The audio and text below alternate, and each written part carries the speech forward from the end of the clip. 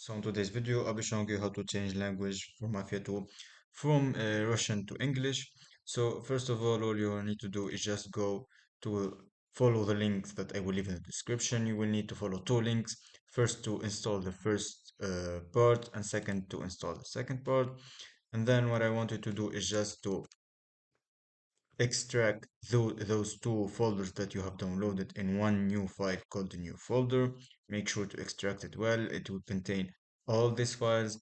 And then what I want you to do is just open your Mafia 2 file location. It will be like in this location. Go to your local disk C, then program files, then black box, then Mafia 2, and then enter this PC folder and then choose the sds dot slash ru, this folder here, and then you will have these files here. But what I wanted to do is just to paste those files that you copied and paste them here. It will ask you to replace them.